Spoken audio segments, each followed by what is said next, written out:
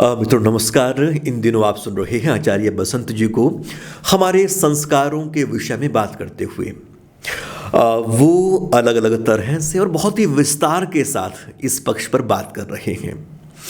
तो आज की इस कड़ी की शुरुआत करने से पहले आपसे इतना ही निवेदन है कि आप इन सब कड़ियों को देखिएगा। इनके संबंध में आपकी जो प्रतिक्रियाएं हैं, सुझाव हैं या फिर आलोचनाएं हैं, वो हम तक ज़रूर भेजिएगा। बहुत ही मौलिक दृष्टि से आचार्य श्रेष्ठ इस पूरे विषय को देख रहे हैं। इस पूरी बातचीत से एक नई तरह से हमें अपने जीवन को, भारतीय पद्धति को देखने में मदद मिलती है और इसके माध्यम से कुछ स्थायी और बड़े जीवन के बदलाव हम अपने आप में कर सकते हैं। तो आप सबकी तरह से मुझे भी इंतज़ार है इन कड़ियों में प्रवेश का और आगे बढ़ चलने का। तो आइए देखते हैं आज की कड़ी में आचार्य श्रेष्ठ के पास हमारे लिए क्या है। विवाह का प्रयोजन मुख्य, उस पर हम चिंतन कर चुके। अब उसके और भी प्रयोजन है, सामाजिक पक्ष भी है, पारिवारिक पक्ष भी है, वैयक्तिक पक्ष भी, उन पर विचार करते हैं। देखो, रामायण का प्रसंग है। श्री राम चित्रकूट में रह रहे हैं और भरत को जब पता चला पिता की मृत्यु होगी, बताया और किस किस कारण से हुआ, ये सारे बात हो गई, तो राम को दोबारा ले जाने के लिए वहां आए। वहां प्रसंग जब आता है तो राम सबसे पहले राज्य की पूछते हैं। राम इसलिए तो महान है ना, राम राज्य व्यवस्था के बारे में पूछते हैं कि तुम राजा हो। तो इस निमित्त वो ऐसा ऐसा ऐसा उपदेश दे रहे हैं, क्योंकि राम ज्यादा योग्य थे, ज्यादा बड़े थे, ज्यादा राज्य व्यवस्था के बारे में समझते थे, गुणी थे, सब जानते हैं। तो वहां बहुत सी बातें पूछते हैं। वहां कच्चित अध्याय है पूरा ही, कहीं ऐसा तो करते हो ना, ऐसा तो करते हो, कहीं ऐसा तो नहीं करते हो ना, यानी ये करणीय है, ये अकरणीय है, ये धर्म है, ये अधर्म है, ये कर्तव्य कर्म है, ये कर्तव्य नहीं है, इन पर वहां चिंतन है। तो वहां एक प्रसंग आता है, कच्चित ते सफला धारा, कच्चित ते सफला धारा। हे भरत, तेरे घर की, तेरे राज्य की, जिसका तू स्वामी है, उसकी दारा स्त्रियां सफल तो हैं।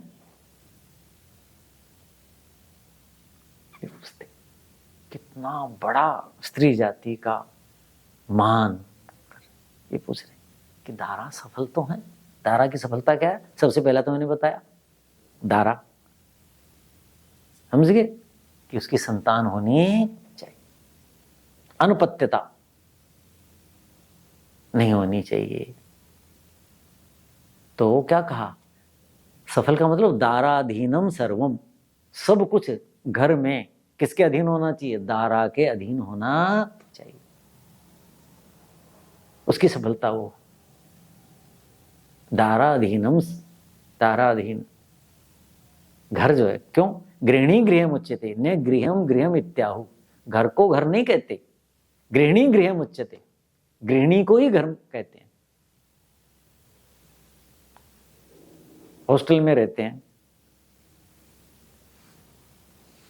प्लेसमेंट हो गई, विश्वविद्यालय से, शिक्षण संस्थान से नौकरी लग गई, तो कहाँ रहते हैं?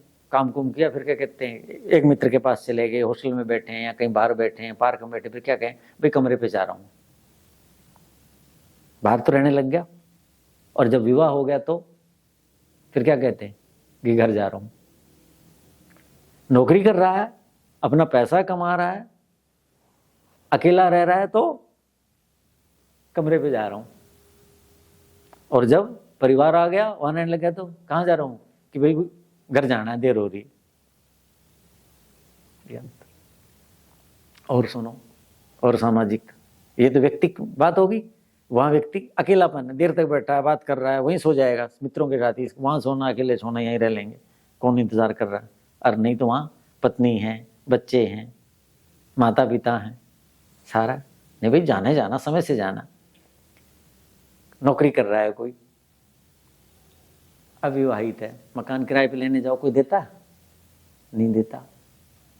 कि नहीं, तो छड़ा है, ये तो अकेला है, नहीं है सामाजिक मान्यता, नहीं है ना। फिर और विवाह है तो ये भी बाल बच्चे वाला है। बाल बच्चे का मतलब क्या है? दायित्व का बोध। जब वो गृहस्थ में आ गया, जब उसने दार संग्रह कर लिया, अपने वर्ण की, अपने गुण कर्म स्वभाव के अनुसार, अपनी योग्यता के अनुसार दोनों ने एक दूसरे को अपना स्वामी और अपनी स्वामिनी मान लिया, तो वो क्या, उस व्यक्ति को दायित्व का बोध कराता है। कौन? विवाह। अब तक क्या था? कहीं भी सो गया, देर से चला गया, कहीं भी रोटी खा ली, कभी भी गिर गया, कुछ किया नहीं गया, लापरवाह सा रहता।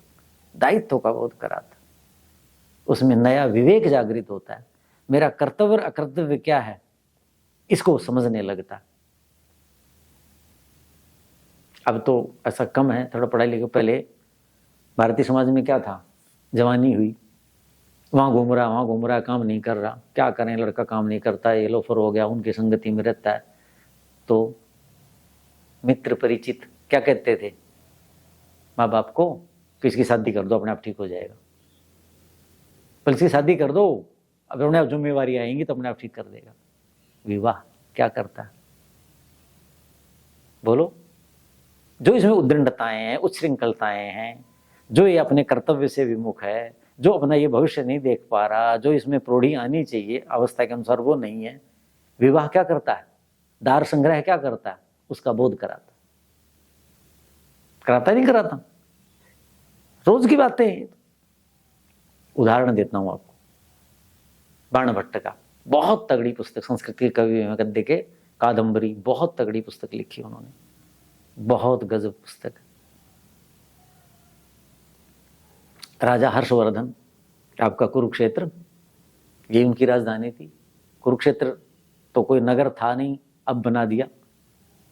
स्थानवीश्वर, थानेश्वर जिसे कहते हैं, स्थाणु ईश्वर, स्थानवीश्वर उनकी राजधानी थी। बाद में वो कन्नौज चले गए थे, तो उनके वो राजकवि रहे। लेकिन वो भी अपनी जवानी में थे, तो मित्रों के साथ घूमते फिरते, ऐसे करते, और वो भी ऐसे ही थे। कौन? जनश्रुति के अनुसार कि बाणभट्ट अपनी जवानी के दिनों में बहुत जिम्मेवार से नहीं थे, ऐसे नहीं थे। तो खूब पढ़ लिख करके आए, और एक बार राजा के पास जाना हुआ, तो राजा ने सीधा ही उसको कहा, महान भुजंगो है, महान अयम भुजंग, ये बहुत बड़ा सर्प। सर्प क्या करता है? विषधर है, डसता है सबको। क्यों? योग्य था, कवि भी था, सब कुछ था, लेकिन उच्छृंखलता थी, उद्दंडता थी। ऐसी बातें राजा हर्षवर्धन के कान में गई। राजा हर्षवर्धन तो बहुत उत्तम राजा हुए भारत के, सबको पता ही है। तो उन्होंने देखते ये कहा कि महान अयम भुजंग, ये बहुत बड़ा सर्प। तो वहां बाणभट्ट क्या कहते हैं अपने आप को इस कलंक से, ये राजा ऐसा कैसे बोल रहे हैं, मुझे कैसे ऐसे बोल सकते हैं? जनश्रुति के अनुसार वो ऐसे थे, और कुछ लोगों ने कान भर दिए होंगे। तो वो क्या कहते हैं, अपने निष्कलंक होने का, सच्चरित्र होने का प्रमाण क्या कहते हैं? कहते हैं कामे भुजंगता। हे राजन, ये बताओ आपने मेरे अंदर क्या भुजंगता, क्या सर्पत्व देखा, क्या सांप के दोष देखे मेरे अंदर? क्या कहते हैं? कृतदार परिग्रहोस्मि अभ्यगारी कोस्मि। कृतदार परिग्रहोस्मि, मैंने दारा पत्नी का ग्रहण कर रखा है, अर्थात मैंने विवाह कर लिया है। अभ्यगारी कोस्मि, घर गृहस्थी वाला हूं।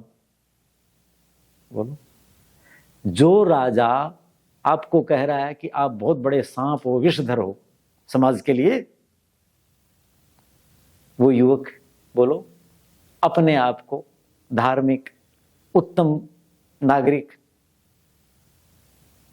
राजा जिसको बोल रहा है, कहने के लिए क्या प्रमाण दे रहा है कि मैंने दार ग्रह कर रखा, कृतदार परिग्रहोस्मि, मैंने दारा स्त्री का ग्रहण कर रखा है, यानी विवाह कर लिया है। और विवाह का मतलब जो नियम है उनके अनुसार किया है। अभ्यगारी कोस्मि, मैं एक उत्तम जिम्मेवार गृहस्थ हूं, मुझे दायित्व का बोध है, आप मुझे ऐसे कैसे बोल रहे? ये विवाह का प्रयोजन है, व्यक्ति, समाज, राष्ट्र, राज्य की दृष्टि से।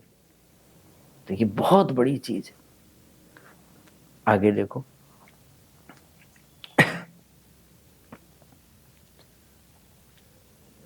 स्त्री के लिए क्या कहा, लिखा है रति पुत्र फलाधारा।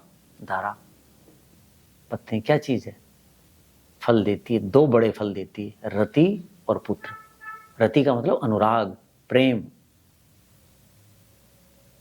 मैंने कहा ना गृहिणी गृह उच्यते, सारा घर गृहिणी के चारों तरफ ही तो घूमता है। उसका मुंह खराब हो तो सारा घर में क्या हालत होती है, बच्चे पास नहीं जाते, दादी का मुंह खराब है पोते नजदीक नहीं जाते, ऐसे झिड़क देगी।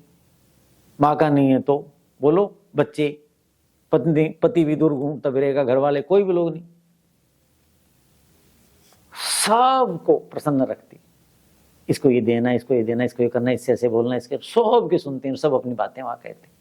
मैं आदर्श की बात कर रहा हूँ, वर्तमान की बात नहीं कर रहा जो आज घरों में बुरा हाल है। ज्यादातर में कई का चरित्र ज्यादा देखने को मिलेगा। क्यों? वहां क्या है, मैं है ना सारा, मेरा ऐसा नहीं, मेरे अधिकार मेरे लिए नहीं, मैं तो ये थी, मैं तो वो थी, वो अच्छे हैं, हमारे लिए ऐसा है। जब ये होगा तो फिर वो अधिकार जाएंगे, वहां कई आएगी। कई क्या है, व्यक्तित्व का नाम है, एक रानी का नाम नहीं है, व्यक्तित्व है। और जहां कौशल्या है, जहां शर्मिष्ठा है, जहां अहिल्याबाई होलकर है, वो क्या है, आदर्श नारी। क्या देखो स्त्री के गुण बताता हूं। किसका नाम गृहिणी है? रति पुत्र फलाधारा, जो रति देती है। रति समझते हो, अनुराग, प्यार, प्रेम, वात्सल्य। पुत्र को, संतान को जो मां से मिल रहा है वो रति है। पति को लोग रति का मतलब काम, इच्छा, भोग से जोड़ते हैं। पति के साथ है वो तो वो वैसा रति है, अनुराग है। संतान के साथ है तो कैसा है, देवर के साथ है तो, सास ससुर के साथ है तो रति का मतलब समझते हो, सब लोग जिसमें रमण करते। तो सब जगह अपने अपने भाव हैं, अलग अलग उनकी दृष्टि है, अलग अलग उनका स्पर्श है, सब चीजें अलग अलग है ना। जैसे संबंध हैं वैसा क्या है, अनुराग है, रति है। तो कहीं वात्सल्य है, कहीं समर्पण है, और कहीं आदर भाव है, सब रति है। तो वो फल देने वाली है। और पुत्र, संतान, ठीक है ना, रति पुत्र का मतलब संतान, तो दो फल बड़े देती है। अब संतान वाली बात तो हम पहले कर चुके। अब देखो रति का जो फल है वो कैसे मिलता है। स्त्री में क्या क्या गुण होते हैं? स्त्री चंद्रगुणी होती है सबसे पहले तो। ये मैं अपना चिंतन बता रहा हूं, जो कुल मिला के मैंने निकाला है। पुरुष सूर्य गुणी है और स्त्री क्या है, चंद्रगुणी। और चंद्रमा क्या कर देता है, शीतलता, आह्लादकता, सरसता देता है। ये गुण स्त्री के हैं, ये आपको पुरुष में लगभग नहीं मिलेंगे। अब जो नौकरियां कर रही हैं, जो बाहर भाग रही हैं, भाग दौड़ कर रही हैं, संसार की आपाधापी में लगी हुई, बुरा हाल है, वहां ये गुण नहीं मिलेंगे, क्योंकि ये तो पुरुष के कार्य थे भारतीय संस्कृति में। स्त्री के कार्य हैं, लेकिन कौन से हैं? जहां पर आपाधापी नहीं है, रेल पकड़ना, ये बस पकड़ना, ये कार चला के जाना। सड़क पे कार चलाना आसान है, कितना वो है। फिर अब जो कार चलाना ही बड़ी चीज समझ रही है, मैं कार चला के जाती हूँ, मैं खुद ड्राइव करती हूँ, उनका स्वभाव देख लेना कैसा मिलेगा। जो बाहर जाना, बाहर संघर्ष करना, ये करना, वो करना, जो भी समाज में जितनी भी चीजें जीवन के लिए पुरुष करता है, इसलिए पुरुष सदियों से, सहस्त्राब्दियों से कठोर, रूक्ष, ऐसा लड़ाका सा, इस ढंग का स्वभाव उसका, वो सूर्य गुणी है। तो स्त्री क्या है, सौम्य है, सरस है, मृदु है, वो विनम्र है, सहज है, वो सरल है, करुणा, दया, वात्सल्य की मूर्ति है, वो ममतामयी। ऐसी है स्त्री, अनुराग है उसमें। ये सारे चंद्रमा के गुण स्त्री में आते, सहज है। तो ये फल जिससे मिले, रति फला दारा। दारा कौन होगी? जिससे घर के परिवारजनों को, घर के कर्मचारियों को, घर में आने जाने वाले पशु पक्षियों को, पक्षी आ गए, चिड़िया आ गई, कबूतर आ गया, कुत्ता आ गया, कितने तो सब उससे पाते हैं, सबको रति से भर देती है। और उधर संतान देती। ये मुख्य फल है स्त्री का। तो ये चीज है। देखो मनु क्या लिखते हैं, अपत्यम धर्म कार्याणि शुश्रूषा रति उत्तमा दाराधीन तथा स्वर्ग पितृणाम आत्मनस्य। ये सब दारा स्त्री के अधीन है, गृहिणी के अधीन है, गृह लक्ष्मी के अधीन है, कुल वधु के अधीन है, जिसे आप पत्नी कहते हो, जिससे आप जीवन में स्वीकार किया, जिसको आपने। कैसी है? अपत्यम, सबसे मुख्य प्रयोजन मनु क्या कहते हैं? अपत्य, संतान। धर्म कार्याणि, धर्म समझते हो? वो कार्य जो धारण करने योग्य है और जिनका फल दूसरों को मिले। मैं करूं और फल किसको मिले? परिवार, अड़ोसी पड़ोसी, कीट पतंग, समाज के लोगों को मिले, वो सारे। शुश्रूषा, सेवा। सेवा का मतलब जो हमारी पहली पीढ़ी है, वृद्ध है, बच्चों को हम वात्सल्य देते हैं और उनकी हम सेवा करते हैं आदर भाव से, बच्चों के प्रति कृपा, दया, करुणा भाव से करते हैं। और बड़ों की सेवा कैसे करते हैं? आदर भाव से करते हैं। उसके अंदर आदर होता, गौरव होती, गरिमा होती है। ये चीज दोनों जगह अलग अलग। तो कहते हैं उत्तमा रति, और इधर अनुराग, प्यार, देवरानी है, ननद है, देवर है, सबके प्रति ये भाव। दाराधीन स्वर्ग, ये सब स्त्री के अधीन है सारी चीजें। कहते हैं यही स्वर्ग है, इसी का नाम स्वर्ग है। किनके लिए है? आत्मनस, बोलो। पति के लिए भी है और पितृणाम, और अपने पूर्वजों के लिए भी है, आने वाली पीढ़ी के लिए तो करती है स्त्री। क्यों? क्योंकि उसका वात्सल्य उमड़ता है, करती। तो कहते, मनु कहते हैं ये सारी चीजें हैं। ठीक हो गया? तो अंतिम में बात कहकर समाप्त करता हूं। दाम्पत्य क्या है? दाम्पत्य समझते हो? दंपति, जोड़ा, स्त्री और पुरुष, पति और पत्नी। ये कवि हुए हैं एक भवभूति, वहां वो वर्णन करते हैं, अद्वैतम सुख दुखयो अनुगतम सर्वासु अवस्थासु। ये दाम्पत्य किसका नाम?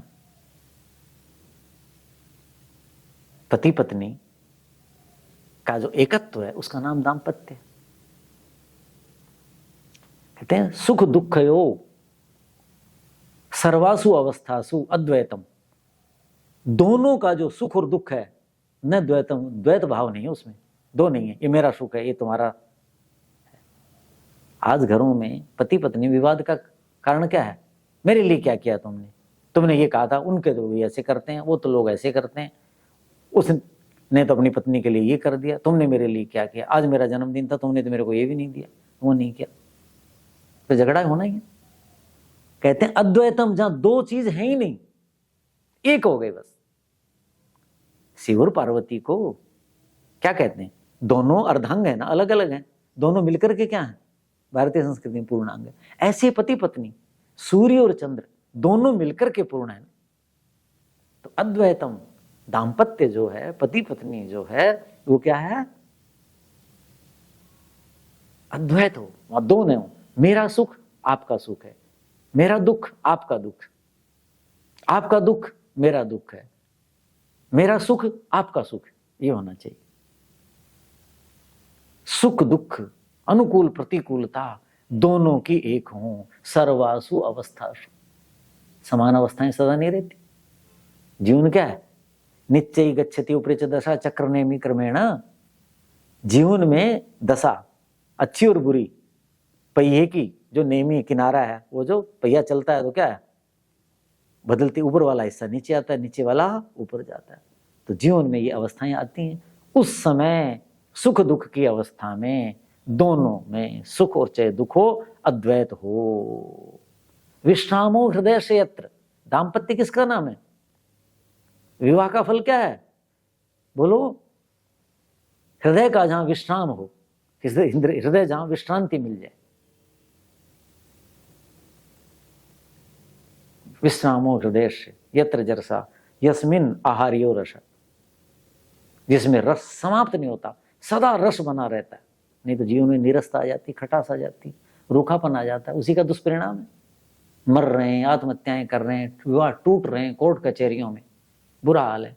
अभी मुझे पिछले 1.5-2 साल से कोई जज उनके बारे में बताया, उनके किसी संबंधी ने, कहते हैं उनके लड़के बड़े हो गए, वो कहते हैं कि मैंने तो लड़के की शादी नहीं करनी। क्यों? क्योंकि बोले वो न्यायालय में ये तलाक के केस उनके जिम्मे ज्यादा है, जैसे काम बांट देते होंगे ना। कहते हैं मैं तो सुन सुन करके इतना दुखी हो गया, इससे अच्छा तो विवाह न किया जाए तो अच्छा। कि क्या करेंगे, दुखी होना, ये होना, अपने लड़के की शादी। बोले मेरी तो मैं चाहता हूं ना करने।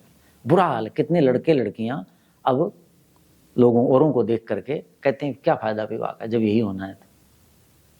तो भर्तृहरि कहते हैं विवाह का प्रयोजन क्या है, उसका फल क्या है? विश्रामो हृदय से, जहां हृदय का विश्राम है, जहां हृदय विश्रांति सुख पाता है, वो है दाम्पत्य। यत्र जरसा आहार्यो रस है। जवानी में तो शादी कर लेंगे, क्यों कर लेंगे? आकर्षण है ना, शारीरिक आकर्षण है, वो समाप्त हो जाएगा एक दिन बुढ़ापे में। जो जो धातुएं क्षीण होंगी, वो तो प्रकृति की एक व्यवस्था है, प्रकृति ने बाध्य कर दिया ना दोनों को मिलने के लिए। कोई अपनी इच्छा से नहीं मिलते, प्रकृति बाध्य करती है स्त्री और पुरुष को, दोनों को। पशु पक्षी सब में देखो, सब में ये। और जब सृष्टि प्रक्रिया आगे बढ़ाने की अवस्था चली गई तो प्रकृति कहती है शांत। उस समय तो आहार्यो रस जरसा, जहां वृद्धावस्था बुढ़ापा भी जिस रस का हरण नहीं कर सकते, जिस दाम्पत्य, जिस प्रेम का, जिस स्नेह का, जिस अद्वैत का, जिस एकत्व का बुढ़ापा भी हरण नहीं कर सकता, उसका नाम है दाम्पत्य, उसका नाम है गृहस्थ, उसका नाम है स्त्री और पुरुष एक होना, उसका नाम है विवाह। तो जहां सुख और दुख एक हैं, जहां बुढ़ापे में रस कम नहीं हो सकता, समझ गए, और जहां पर सुख ही सुख है, उस सब का नाम प्रत्येक अवस्था में हृदय शांत हो। बस मोटे रूप में मैं बात कहूं, बोलो रामायण और महाभारत किसका नाम है? मैं क्या करता हूं, रामायण किसका नाम है? भाई आपका जो है वो तो आपका है ही, मेरा भी आपका। बोलो, उस रामायण का पाठ होता है घरों में आज तक। और महाभारत किसका नाम है? मेरा तो मेरा है, तेरा भी लूंगा छीनूंगा, इसका नाम महाभारत। तो दाम्पत्य जीवन में जो महाभारत आती है, ये कर लें कि आपका दुख मेरा दुख है, मेरा सुख आपका सुख है, मैं बाद में, आप पहले, अधिकार नहीं कर्तव्य पहले। यही तो कह रहे हैं भवभूति, यही तो कह रहे हैं। तो सभी अवस्थाओं में जहां ऐसा रहे, सुख हो दुख हो, तो उसका नाम दाम्पत्य है। और वो दाम्पत्य ही विवाह का क्या है? प्रयोजन है। रति फला, रति रूपी फल देने वाला है। तो व्यक्ति की दृष्टि से, परिवार की दृष्टि से, समाज और पूरे राष्ट्र की दृष्टि से दाम्पत्य का भारतीय जीवन में ऐसा उपयोग करना चाहिए, ऐसा आचार्यों का संदेश है। तो ये विवाह के 2 प्रयोजन हमने 2 व्याख्यानों में किए। ओम शांति शांति शांति।